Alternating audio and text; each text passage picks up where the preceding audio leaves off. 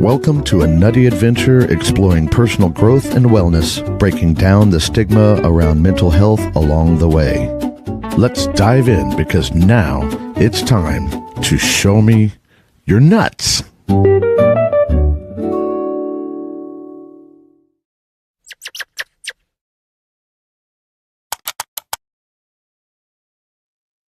It's time to get nutty again, folks. Welcome to Thursday and welcome to Show Me Your Nuts. My name's Stacy Braiuca, and entrepreneurs at the crossroads of technology and mental wellness. Got Techxiety? I solve that. So I bring the technology and the mental wellness all mixed up together in all sorts of a squirrely nutty mess every week in different ways. And today is no exception to that rule. What is the exception is that I have a cold. And so this might be a shorter show than usual, depending on how many coughing fits I manage to have or not have today. But I like to keep it real, so I'm telling you what the real is along with that. So, yeah, today we're gonna talk about apps and apps versus overwhelm. Choosing what helps, as in, what can you do with digital and technology that actually decreases overwhelm instead of increasing overwhelm? In other words, can you use technology to help you as opposed to technology when it, gets you messed up, gets you anxious, gets you upset, gets you worried, gets you discombobulated? So first, tell me, if you're in the chat, if you're here watching live, if you're watching the replay, tell me, where are you watching from? Where are my squirrels at today? Where are the other squirrels in the worlds? And I will peek over at the comments when I get a chance to see who's here from where. As I'm sorry, I itched my nose. Must be I don't know.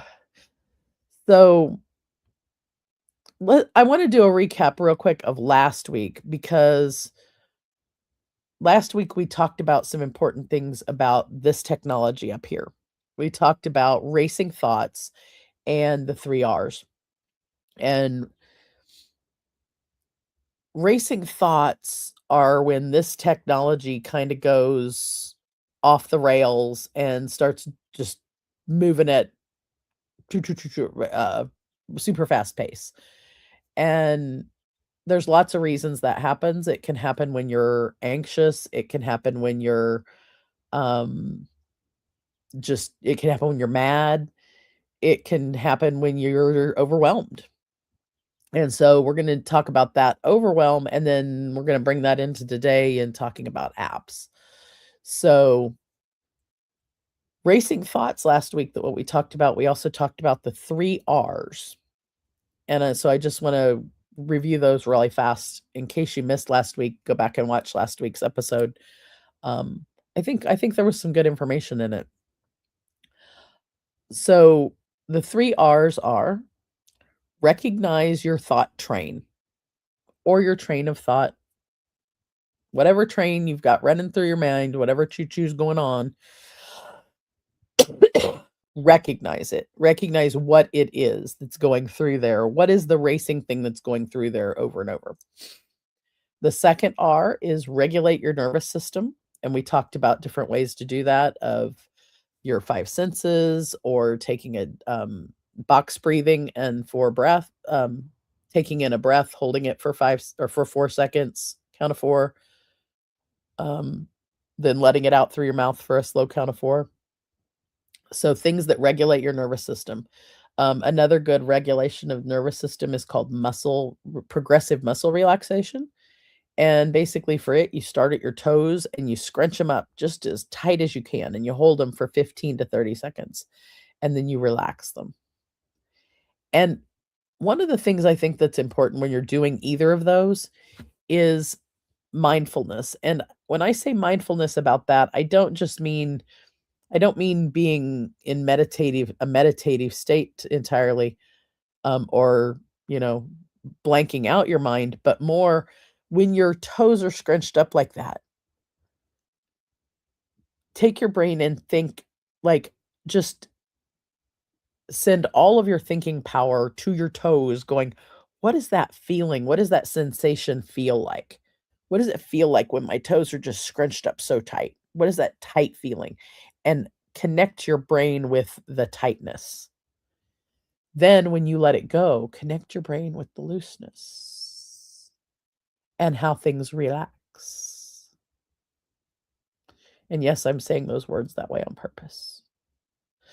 Because when we pay attention more to the relax, that actually tells our unconscious mind what we're wanting. Our unconscious mind talks in pictures and stories and sensations. So anytime that you connect with the feelings, the feels in your body, like how something feels, like how does it feel to have a snotty nose? Anytime you connect with the feels in your body, you have more, and that you connect with what feels you want to have in your body. That's like telling the universe or telling your unconscious mind what you want to do. And then it is like, "Oh, that's what the plan is. Then let's do it." So, if I connect with, say, this sinus business I have, and I connect with the feeling of feeling relaxed and feeling like all of the yuckiness is drained and it's not there. And so feeling what does it feel like to feel good? So, you know, close your eyes and think about what is that feeling like when the sun's on your body, when you have the sun out in the world and you're outside and you feel what sunshine feels like on your body and you feel how things feel good and your blood's pumping, you've got fresh air, you've got sunshine.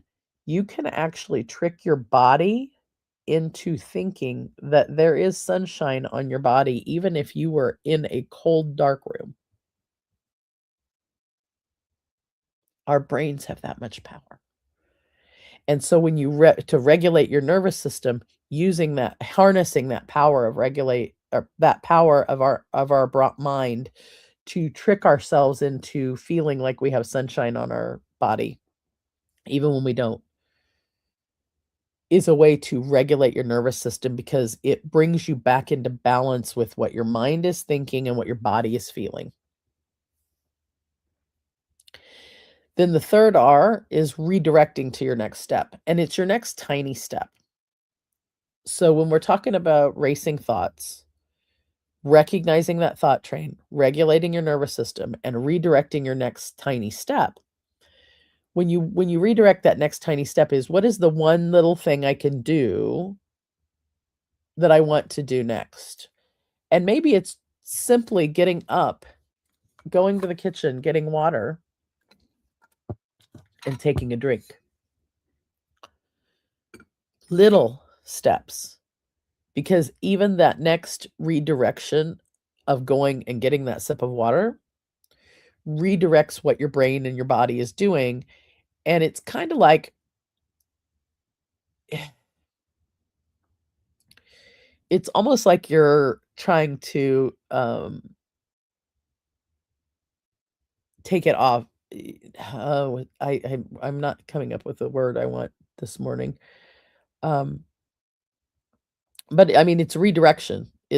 But you're trying to trick it into, hey, let's go do this other thing. And just by doing that, you can break the state of having the racing thoughts that you were having. You can redirect your brain into doing and thinking of something else, just by coming up with something else little to do, like, "Let's go get a drink of water," or, "Let's, stretch your legs and go do a lap around the house."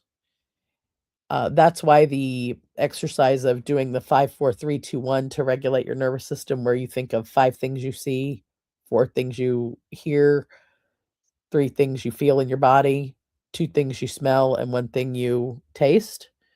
Why that works is it changes the pathway your brain is on to thinking about those things instead of thinking about whatever the racing thoughts were. Um,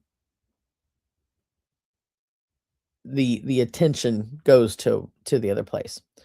So today, let's talk. We're going to switch gears. Speaking of switching gears, we're going to switch gears and talk about how to choose the right tech tools without the overwhelm, and how to choose tech tools maybe that help with overwhelm or help get you out of overwhelm.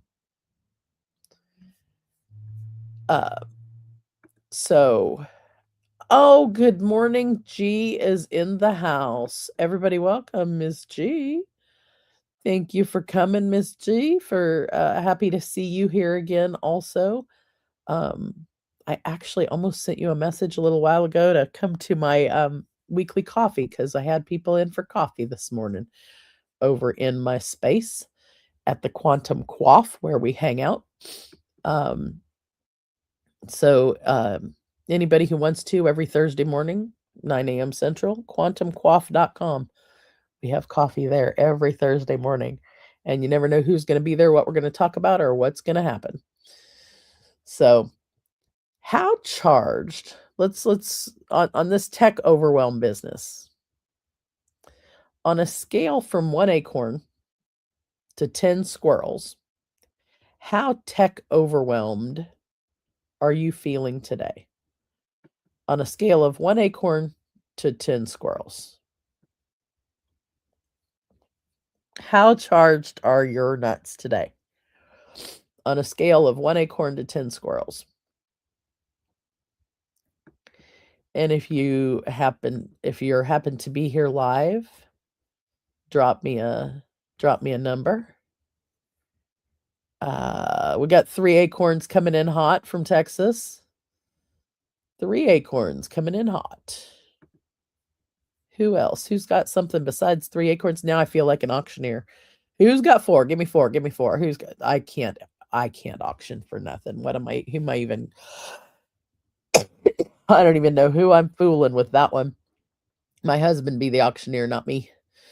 So I got 3 acorns. Who's got more? Who's got more? Who's got less? Somebody tell me who's got more, who's got less on the 3 acorns to 10 squirrels. For tech overwhelm, I usually don't have any. So I will call it 1 acorn for me. It took me a long part of my life to realize that other people get like really, really frustrated with technology, and it really bothers them, because it has never bothered me. In fact, I get excited when I have an issue with a piece of technology, predominantly software. Let me clear that up. Hardware, that's a whole nother story. Hardware, I get frustrated AF super quick. Software, I've rarely met a piece of software I can't figure something out with. Now, maybe not all of it, but I can dive in pretty quick, even if I have no idea what it does. So it took me a long time to realize that other people get really frustrated, like just with turning the device on and what do I do next and what do I do? And to me, it's always been natural, and I don't know why. I really don't. Other than I've been dealing with various types of technology my entire life, and with things like, I had a Commodore 64 in 4th or 5th grade, and that was in the late 70s, early 80s. So I've been at this game for a while, and I've watched the software and various things develop, and new basic types of programming from that point. But for me, it comes to the problem solving aspect, because it's not necessarily just the technology. When you're dealing with a problem, quote unquote, or something that you can't, that even like, word math problems. I loved. When you're dealing with Johnny brought 6 apples home from school and Mary bought 3 oranges, how many pieces of fruit do you have? Whatever the thing is. Um, I loved that kind of stuff. I still do. I used to buy logic puzzles just because they were fun to me. Um, I like that kind of thing of gathering up um information in your and how do you solve this as an issue? What pieces of information do I need to know to make sure to see if this is working or if this is working or if that's doing something right? And I've just always loved that. So for me, it's challenging to wrap my head around not be or about being frustrated because I've never been that way. At the same time, as a therapist, obviously, one of the things I do is helping people regulate their nervous system and not be upset at things. So, to me, dealing with anxiety about technology is twofold. It's not just, "Oh, the tech does this." No, it's we have to deal with the technology in here. We have to deal with the technology in here, and we have to make it work first, really. We need to calm it first. And then we need to look at what is the challenge that the individual is having. And so I'm going to ask you, when it comes to technology and overwhelm, or when it comes to apps and overwhelm, what is your biggest challenge? What is the thing that causes you the most challenge with that?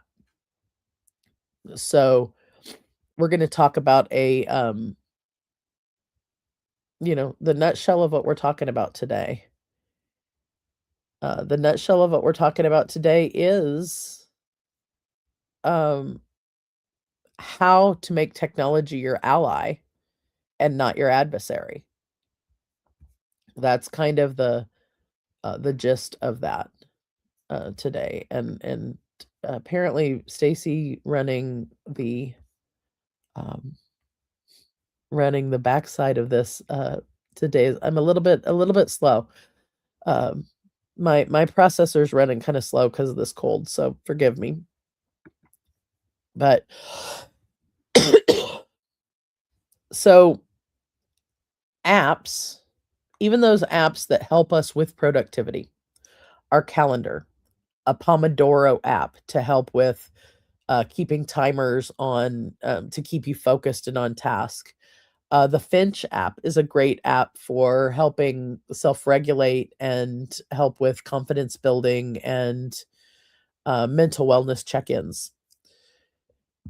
Any app is not going to automatically equal productivity or um, even positivity. It's our intention first.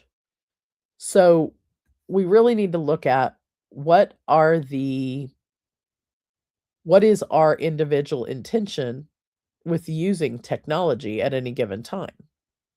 But another way to look at it could be is what do I need the technology to do for me? Is the way I like to look at it. Okay, I have this issue of having 16 different sources of information. I need to bring it all together. I need to compile it and I need to come up with a summary of it. And then I need to come up with where is it leading me next? Well, that is one intention of needing to use a piece of software or an app or something. Another could be, um, let's use a Pomodoro timer because it's common. I need a device of some sort. It could be a mechanical timer where you turn the little tomato to a 20 mark for 20 minutes, and then it ticks and does its thing. No batteries required. One moment. Or it could be that you use a Pomodoro timer that's attached to your to-do list in your computer, so it knows what the to-do list is and it knows how to count 20 minutes and then 5 minutes off. whatever the app or software it is, it's your intention to use the device, the app, the software, the um, tool, if you will. Your intention of what you want it to do is just as important. And I think we don't always think about the what do we want the tech to do first before we think about what we're what devices we might need, or what apps we might need, or what how we're going to use technology in our day. There are so many different things out there, it can feel overwhelming as to, "Oh my gosh, I don't know where to start." And the don't know where to start has nothing to do with the technology so much as it does with the number of options we have in the world for various things. Um, so it's not the tech that really is frustrating us, it's the number of options. And that's okay, but what we wanna pare it down to is think about what is it you want, what is it you're needing solved right now? Is there a piece of technology, a, device, a tool, a resource, etcetera, a group of things that can solve that? Maybe it's a book and you can't get the book, in your hands fast enough, so the best way is to get a PDF copy of it. So you need to have that on the computer, and then reading it on a screen hurts your eyes, so you need to have a tool that can read it to you. Just in that simple example, we have looked at we've gone from needing to read a book to find out about a body of information to, "Oh, we need to have a device that we can put the PDF on so we can get it today. We need to be able to, how is it we're gonna get that from there? Is the book available on a website? Or getting it on a Kindle? Is that an app? Um, and then how do we get it to read it to us because maybe it's not even in audible form? But there's ways to do that because there are apps that do anything. So I'm being somewhat vague in some of this to teach you the process, not the outcome. In this particular case, the outcome is we find the book on Kindle and we find there's an app called Speechify that will read a book to us. So then we can put our eye mask on and with the earbuds in it and listen to it. So we've got several pieces of technology involved there. We've got 2 apps involved, Kindle and Speechify, but we're able to solve the issue of getting the resource we need with the information and we want to take in without having our eyes hurt from reading on a screen.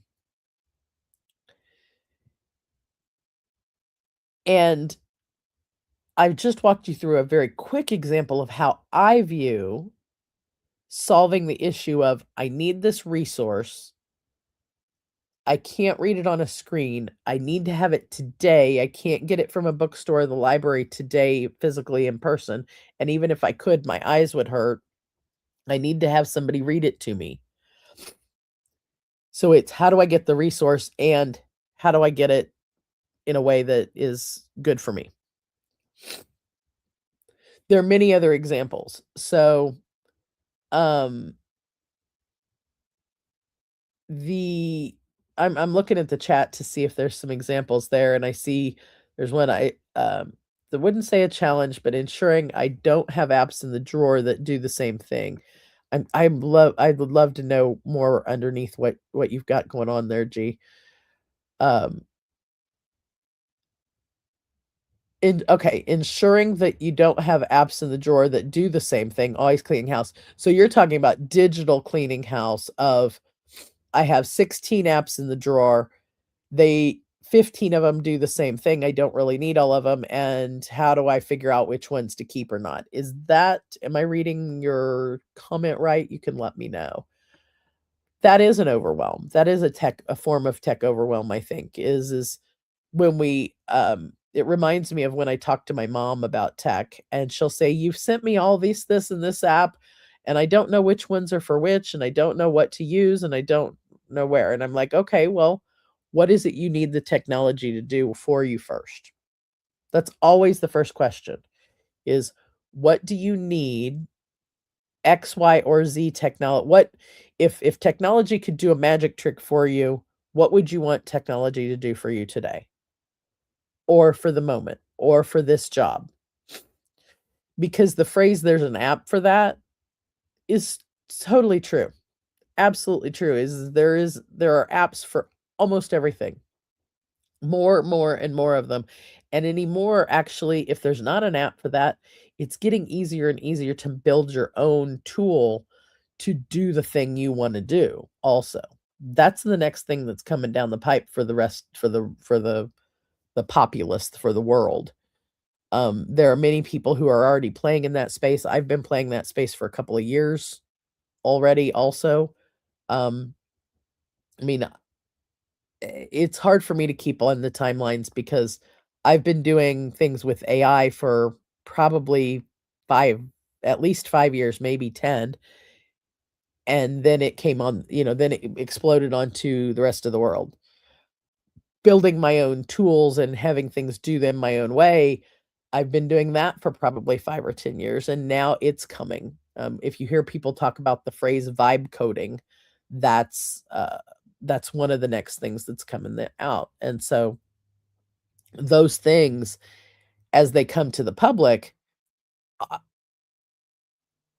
I struggle personally because I've already been doing them, and so I have to, like, go, "Oh, yeah, wait a minute, this is all new to everybody else yet." Um It's also a superpower. I'm glad that I was there first. I enjoy playing with the toys first. But let me back up to the having so many tools in your toolbox and not sure which ones to use. I think we all are always in digital cleanup. Just the same as you end up with, um, you know, 500 blouses in your closet, and 4 of them are for super cold winter, 4 of them are for the beach, and there's all these ones in between, and do you have it separated out into which seasons? Or do you separate it out into sizes? Or do you separate it into colors? Do you even wear half of the things anymore? And when do you sort through the closet and give stuff to Goodwill? Um, like, if there's a bunch of stuff that doesn't fit anymore, you take that out and you're not gonna wear it anymore. It's similar with digital cleanup, and I think, gee, I really appreciate you bringing that up because I think having a, um, process or a strategy for how and when you do your spring cleaning, if you will, digitally is kind of important. Although I'd almost call it maybe winter cleaning because it'd be a great thing to do when you're stuck in the house, it's yucky weather outside, and you can't get anything else done, is curl up in bed and go through your different apps and which ones do you use and which do you not use anymore. Because one of the things is, if you haven't used an app in a certain amount of time, maybe you get rid of it off of your phone, but then 6 months later you realize you want it again, you can always put it back. You can always put it back on. This isn't where the show was gonna go today, but I like how it ties in with apps and overwhelm, so I'm gonna go with it. Um, Digital cleaning house, apps upgrade their services, find you no longer need one you've been using for, example, using Descript for captions, but now Canva offers captions. Um, Digital cleaning in October, working in on annual CODB. Ooh, now you got me curious. I wish you were backstage, girl, because then I'd just bring you on the stage and we'd sit here and talk. And I need to have you on the show anyway because you need to meet Miss G. You guys need to meet my friend G. Gwendolyn Houston Jack, brilliant photographer, freaking brilliant photographer. Um, and just overall amazing woman. So we'll just call her that. Cost of doing business. Cost of doing business annual. Oh, and cost of doing business. In other words, I'm going to guess going through things and going, do I still need this or not? Do I still need to be paying for this service that I haven't used in 6 months? Or, yeah. And I kind of do mine revolving. We all have different ways that we go about that. Although I think for entrepreneurs, we frequently will do this not a seasonal review, but our yearly review of cost of doing business, our yearly review of what are the things we're paying money for that we don't use? What are the things we're doing that are no longer serving us? What are the things what are our processes? Are our files all filed in the right place or not? Can we get to all the files we need? Is our what are our business goals for the next year? We really kind of typically start that in the late fall. We start doing our like business reviews for the year, and you get everything kind of cleaned up before the holidays so that then you can spend some time, and then that time is reflecting, what did I do well this year? How did things go?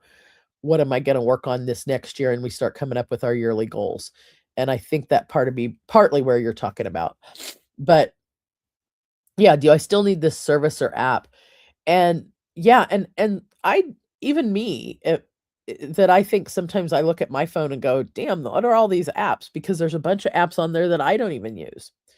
Um, and I think it's spending we need to literally schedule cleanup time. I went to an event the other day that Jessica, the one who runs the um, Breakthrough Show Network, where we're at right now. See the note above me there. She ran an amazing co-working session that we spent 20 minutes specifically on cleaning up our email, and another 20 minutes cleaning up specifically our files on our desktop, and another 20 minutes cleaning up, say, our graphics. And she's going to run these every month. And what a brilliant, brilliant idea. Speaking of Breakthrough Show Network peeps, T Dubs is in the house. Thanks for coming by, T Dubs. Appreciate you. Um, that particular co-working session of focused work to clean up certain things, I think is what we all need when it comes to looking at and keeping things from being overwhelming. So I think I love the dovetail of the two places we've been today is one, when you look at when you're looking at the possibilities of solving any issue, don't forget that there is an app for that, or there's a device for that, or there's a way or a strategy to deal with whatever the thing is you're talking about. And sometimes it's not technology, sometimes it's the technology here, in between our ears. It's not always digital technology. Um, but there's always a way to make things there's ways to automate things so that you don't have to spend time doing X, Y, and Z. There's ways to um there are even ways to file your files on your computer in an automated way so you don't have to spend the time doing it. I do think though with that right now, even with the app overwhelm that G was talking about, I agree that we need to schedule time to look at our device and maybe create a folder that says keep, just like the people when they do clean outs of houses on the house shows, and they have the pile that's keep, get rid of, and throw away. Like, so there's keep, send to Goodwill, or give or throw away. And we go through our apps and make a folder that says keep, and any of the apps you use frequently, put those all in that big keep folder. Any of the apps that you definitely don't want anymore, delete. Any apps that you are not sure of, put in the maybe, check on these later. And then you go back and you start with the ones that you use every day and you put those in specific folders or on specific screens so they're there where you're using them every day. Maybe 1 or 2, 3 screens at the most of apps. And then you make sure all of those are updated. So because they will update on their own, but every once in a while I have noticed that apps will sometimes have an update that's sitting there waiting on me. And so sometimes it's good to go to your app stores. I'm an Apple girl, so I can't tell you for as much about Android, but make sure you update and update your computer and your apps frequently.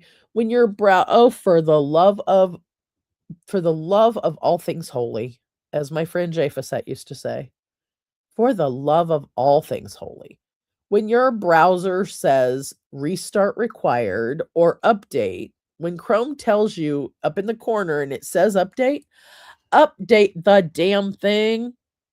It doesn't take that long. If you don't update something, if you don't apply the updates to your apps, to your browser, to your devices, when they come out and you just let them sit there and pile up, it's no different than you not taking the car for an oil change, not taking it to get the tires changed, not taking it to rotate the tires, not taking it to get brakes on, and then wondering why you get in a damn car wreck. Update when the machine says freaking update. Because you are going to cause yourself more and bigger problems down the road if you do not. If you don't do an update and then you end up with a virus on your computer, or you end up with it just crashing and not working one day, that's going to cause you more issue than spending the 3 minutes doing the update. Or setting your timer once a month or once every couple of weeks to look for the updates on the device. My friends and family all know me that I will tell them, because I'm on beta, I get the updates early, and I get to, because I want to play with the new update early. I want to play with the new toys. They're all like, I don't want to update it because it's going to change things. I'm like, I want to see what's going to change because I want to play with the new thing. But they know that because of that, I will let them know, hey, there's an update coming. I just updated mine. Yours is probably coming in the next week or so. Keep an eye out for it. Do the update. Set a time. If you don't have a squirrel in your life that tells you when the things are updating, set a timer. Put a note in your calendar on the first of every month. Look for the updates on my browser. Look for the updates on my computer. Look for the updates on my phone. Look for updates on my watch. Look for updates on my iPad. And just spend a half hour once a month. Really, probably even 15 minutes. Maybe less if you just notice they're there and hit it. Because I will do the updates for those things at night before I go to bed. So it's updating while I'm sleeping. It doesn't need to be updating while I'm busy working. No.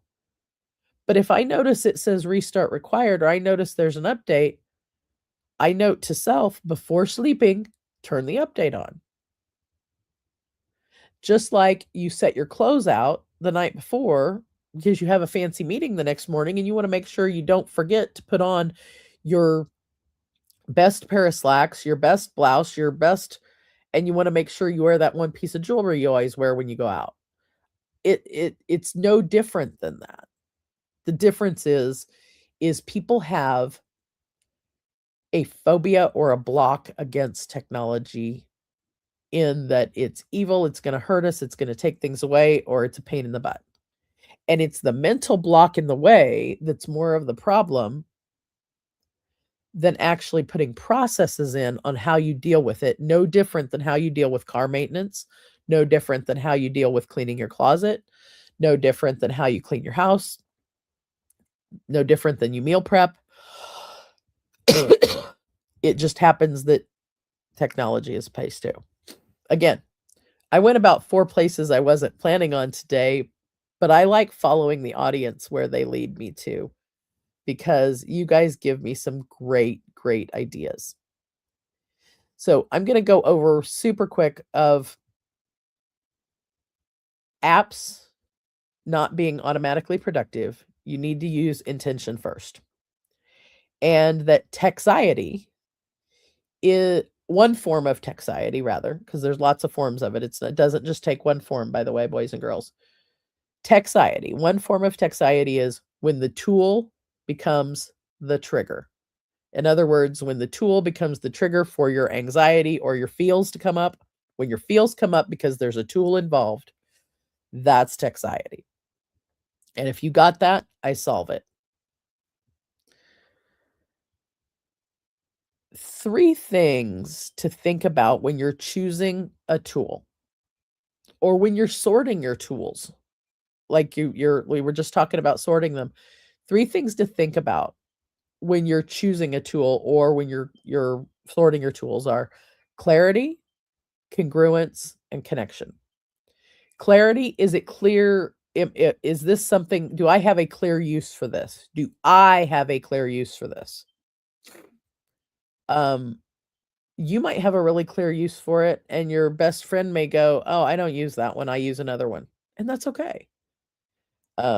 My friends and I, like, there's constantly a discussion of which one is the best food tracking app, and which weight loss plan or which way of dealing with weight loss is better for people. And I have a group of people that we talk frequently about that. And what works for one person doesn't work for the other. And we recognize that, realize it, and celebrate it actually. That what works for one person is not working for the other, but we all still give each other all the ideas. Hey, I found this new app. You might like it because it does this thing that I know you need better for your weight loss issue. And so clarity, is the tool clear? Does it have a clear use for you? Congruence, does it fit with what you're doing? Does it fit in your system? Does it play nice with others? Which leads me to the third C, which is connection. Does it connect well with the other things? If my tools and toys and digital and this, that, and the third tools do not play nice with each other, they're out. They're out. That's one reason I'm a Mac girl. Windows and Android don't play nice with others. Apple stuff plays with Apple stuff, and I use Google apps on my Apple devices because the Apple app we just talked about this the other day at a meeting. Apple's calendar doesn't play nice as well as it doesn't integrate with 16 other calendars as well as Google's calendar does. I use Google's calendar on an Apple device all the time. Yes, I have Apple. Yes, the calendar's there. Yes, it has it built in. But that's not the one I use for the calendar. So just because I'm an Apple girl doesn't mean that I'm going to use its intrinsic app for any particular thing either. And just because I use it doesn't mean it's not the best for some other people. It might be better for other people because that's what's there. It's built in. It's ready to go. I have 7 to 10 different other calendars that all have to talk to each other and keep in sync of my time so that I don't overbook myself. Because I work on so many different platforms doing therapy, doing coaching, doing meetings, they all have to talk to each other because otherwise Stacy's going to end up with 2 meetings on top of each other, and I ain't playing with that. So my tools and toys have to talk to each other. That's something for congruence and connection for me is vital. Other people might not have that same issue. That's why choosing apps and choosing devices, choosing technology is just as individual as every one of us on this planet. And so in order to help someone figure out what tools, technology, and systems and strategies they're going to use for things in life, I find out what the person's needs and wants are first. And then we build specifically for them, bespoke, if you will. What works for one person doesn't work for another. If a business person ever tells you, oh, you have to use this system because that's what I use, or you have to use this platform because that's what I use, or you have to use this way of looking at your business because that's how I do it. Get out of there. I give people lots and lots of resources and lots of tools. But I'm not gonna direct you of, "You have to use this one." I'm gonna tell you what the best damn things are for it and why it might be the best match for you because of what you're doing. But I will not tell you that you have to do one thing or another because it may not work for you. We're gonna go through whatever iterations we need to find what works for you. So, questions to ask before you add a new app is, does it reduce friction or increase distraction? We should have used this on the how energy of your nuts. When you're looking at a new app, does it reduce friction? In other words, does it make things smoother? Is it smooth? Or does it increase distraction in the squirrels? Turn notifications on everything off. Holy Jesus. Just talk about distractions. The pinging on the things is the problem. It's not the device or the fact that their app is there that's the problem. It's the notifications. It's the constant notification. Speaking of which, I need to look in the comments because there's notifications that people put things there. And G's on for the here for the ride. And the have to is clearly a red flag. Yeah. When you get caught up in a business coach or a mentor or a program telling you you have to XYZ, anything, that's a red flag. It's a red flag and it's not that the person's bad or that there's something wrong with what they're doing. They don't know what they don't know in the sense that they're not harnessing the power of diversity. Because and again, this one's my opinion, which is different than everybody else's, and that's okay too. Our diversity is our strength. The fact that there are billions of different people on this planet, all thinking differently, all with different movies running in their head, all with different ways of doing things, that is our strength and our beauty as humans. And when we stick to just one box or one thing, we miss all of the other beauty on the outside of it. And it just breaks my heart. And yeah, I am definitely team no notifications, it's just noise.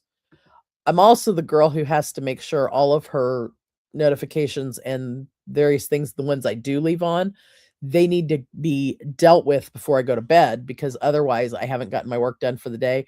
And if you don't have your work done, you can't play and you can't go to bed. So got to get the stuff done. So I'm the one that's chasing around going, okay, do I have all my text messages read and responded to? Do I have all my emails read and responded to? Do I have all my Facebook messages read and responded to? And going around looking at the notifications. I turn the notifications themselves off on quite a few things. Very, very few things and or people have access to a sound notification playing because it'll interrupt my day. My family can call, can text, can whatever they need. My friends can find me, not always with an immediate sound notification, but they can find me. But before I go to sleep, all those little red notification numbers on all of the apps have to be zeroed out before I go to sleep. Now, that doesn't mean that I'm gonna when I say answer all the emails or all the things, that doesn't mean I'm gonna deal with it all right then, because what it means is I'm gonna look through the set of emails, I'm throwing out all the trash, or I found an amazing, cool program that does a lot of that for me. So, setting up rules in your email throws out the trash. So I can inbox 0 in a matter of minutes now instead of hours. And email eats up lots of our time.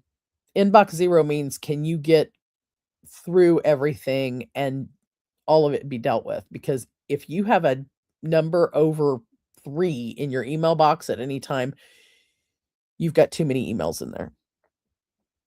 Go through and throw all the trash out, and frequently there's ways to throw it out bulk. Then go through, and anything that needs immediate action gets sent over. Actually, no. Those who don't need immediate action, but they need action at some point, they get snoozed until the day of the time that it needs. So the email app that I have, you can put things on snooze and it takes it out of the inbox and it brings it back around to you in 2 days or 3 days or 6 weeks or whatever time period you put on it. And it marks it red. So it's marked red, but it comes back like a boomerang. And then the things that are left in the inbox are things that need immediate action. Some of those get forwarded over to my to-do program called Ellie. And then I go over to Ellie and sort the things I need there. And then I start banging out the to-do list in Ellie. So I do canarymail.io is the email I use. Then I use the Ellie to-do planner. And I have a brand new one that I just found called Little Bird that follows me around all day, documents everything I do, and gives me a report at the end of the day of what I did, what I needed to do, and who I need to follow up with and where. And I've actually got a link for that. If you're interested in it, get a hold of me. I'm happy to pass along it is an affiliate link, but that one is going to blow your mind. Actually, Ellie and Little Bird blow people's mind. But Canary too. I'm coming up with a pretty good tech stack that I can get things done faster, much faster than I ever could, and I could get things done fast. But it's because I want all of those notifications done at the end of the day and turned off, because when I close this computer down, I want to know I've gotten everything done that I could get done, that I needed to get done, and I don't have the racing thoughts that we talked about at the top of the hour, because I'm worried about what's where and what needs to happen. So, family gets notifications, business appointments get notifications, everything else can wait. Abso-freaking-lutely. I don't use badges on too many, but there are certain things I use badges on. And you know what? They're notifications from messages from family and business notifications. That's pretty much what they are. So kind of, I think we're aligned there. Now, messages or emails are waiting. The system takes care of those for me, so I don't worry about it.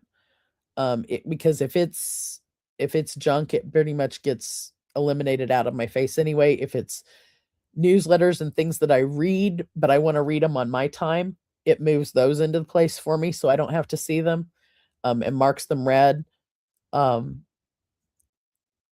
We live in a world where automation that fits your personal way of doing things is available, accessible, and not super hard to set up.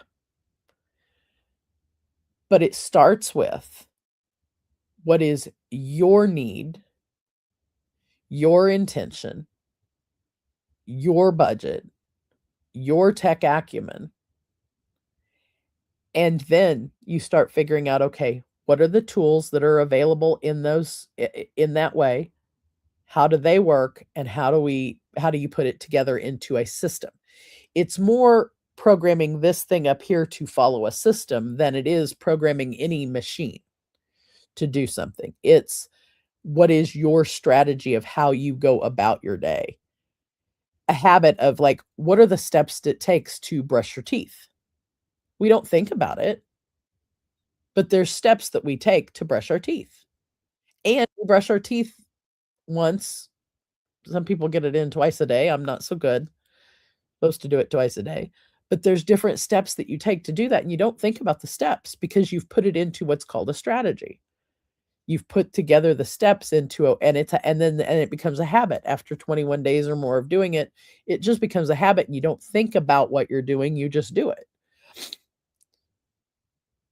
using the technologies to get more done so that you have more time to do this with each other and more time to take care of yourself and relax is vital.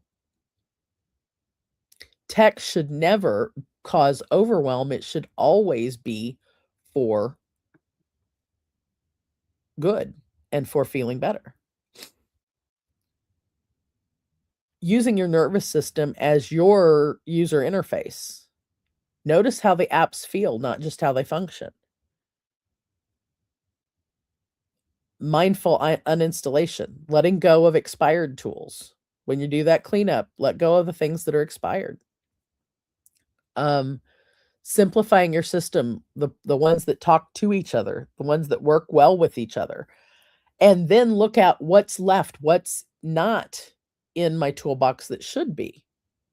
What is something that if I could dream up an app and make it do what I want to do, what would it do for me? Because I guarantee you there's either one out there or there's an easy way to build one. Where we're going next is you're going to be able to build your own tool to do the thing you want it to do. If it's not there. I most of the time it's that there's something out there that will do something. And it's dreaming about what it could do that I think we don't take advantage of that. Because I needed something to clean that damn inbox up for me. I needed it to be able to manage many of those things for me, to manage the tasking for me, and to manage what I have done and haven't done during the day, and help me plan what I need to do next. I need somebody who could follow me around every day. And that's the one that I found literally yesterday. I'm testing a new app that is going to make my what looks scattered to other people's system look even more refined than it ever has been. And it's not particularly scattered. It is actually pretty refined. I get more done. I can get more done, blast through more in 8 hours than many people I know. And I can get more done in when I can get way more done than any of the corporate office I was ever in. Always. I think entrepreneurs, we can get more, on the whole, entrepreneurs, we can get more done than any corporate office out there ever for anything. We're productivity nerds. And we can also know to take care of ourselves with it. So I'm going to wrap us up with some nuts and bolts of what we're doing here. And I'm going to give you a 4R tech audit. So, this might be fun to put in your thing for the when you look in the fall when you go through your tech audit. And anybody who's watching, let me know if this hits for you. You could be doing anything else today and you're watching me, and that does not go unnoticed. That does not go unnoticed. I appreciate it so much. 4R tech audit: record, review, refine, and release. Record being take note of what all of the apps are you have. Go through, take a piece of paper, screenshots, whatever way you do it, and make a record of all the ones you have, all the apps you have. You want to get real jiggy, look at the apps and put them in a spreadsheet. Or there is an app for that. There are apps to track which apps, software, and things you use. If you pay for them, it'll track your payments. If you need to remember to cancel or whatever, something that you're not using anymore, it'll track that too. There's apps out there that will track what apps you use. But if you don't need that, whatever record of what all of the things are you have, review the record of all the things you have, refine it to what is it I use all the time, what is it I kind of use or I'm not sure of, and which ones are, I don't really want these at all. Those are the release. Get rid of the ones you don't use anymore. Look at the list of, I don't know whether I'll use this or not. And strangely, you're going to look at that list even more completely. The ones you throw out are going to be easy. Oh, throw that out. The ones you keep are easy. Keep this. It's the ones in the middle that get to be kind of challenging. And go through that list and go, okay, does this add to and play nice with all the ones I use already? Or does it just cause distraction? Or is it old and I need to find a replacement for it because I really like this that it did, but it didn't do enough of this? So you want to use this app up here, this tool up that you've got between your ears, because it's smarter than the other tools, believe it or not. You want to use this one to figure out which ones you want to use. So here's your mini challenge for the week. Pick one tool to deactivate this week. Write it down, deactivate it, write a note on your calendar for next week going, how did the week go without XYZ app? Because you can always put it back on again. So that's the reason you're noting it, is just in case you need to get it back again. But pick one to deactivate this week. And then pick one to deactivate next week. And then one to deactivate the week after that. So I got me some loves on the for our tech audit. Yeah, I thought that one is good too. Just record what you've got, review what you record, everything you've got. Don't just go throwing away willy-nilly, because you might throw something out you need. I'm telling you. Make a and this goes for not just tech, but record everything you have, review it. You could even put another one in there in that record where it's keep a repository. Record and keep it in a repository. Keep a repository somehow of everything you have so that in case you need it again. But truthfully, on the apps, the app stores are our repository. We can get the app back. Although you do have to be careful, because sometimes they have data in them, and if you just willy-nilly delete them, you might delete the data, and you might want the data first. So be careful when you're getting rid of. But record, review, refine, and release is the for our tech audit, and that's my gift to you this week. Pick one thing that you want to release this week. Pick one of your things that's on there and release one this week, one next week. You could get rid of 52 apps in a year that you don't use. And if you're like me, you might have more than 52 there. Remember to subscribe to the Breakthrough Show Network. Keep an eye on us. There's lots of amazing shows. Show Me Your Nuts also has a newsletter. So if you are interested to subscribe to our newsletter, just text the word subscribe to 866-393-4242. And make sure to like, share, and subscribe the Breakthrough Show Network on YouTube, because we are working on getting to, I think we're getting close to, like, I think 1,000 followers. I can't remember. But if you're watching on the Breakthrough Show Network, please hit subscribe and send friends, because there's some cool shows over here. Project Joy, 3 times a week brings you joy 3 times a week. Rise and Shine Sundays with Jamie Rich on Sunday mornings is a great show. Spirit Sessions is also on Sundays. And I know there's a handful of shows that I can't remember. But come back and watch us. I said today was going to be short, and look at it. I'm gone over again. And that's all right with me. Thank you, everyone, for being here with me today. Thank you, G, for hanging out and giving me brilliant ideas from down there in Texas. And I look forward to seeing everybody next week. And just remember, apps don't create calm or chaos. Awareness and alignment do. Our awareness and our alignment creates either calm or chaos. It's not the apps, it's how we react or are connected emotionally to the apps. And thank you for that last smile. I appreciate you more than words, especially today. Like I said, didn't feel good. You made me feel good. So, thank you for everybody who watched. Thank you for the Breakthrough Show Network. Thank you, Jessica, for giving me this space to do this thing I love doing every week. And everybody remember, crack through them nuts. Don't just cope with them. I'll see you next week.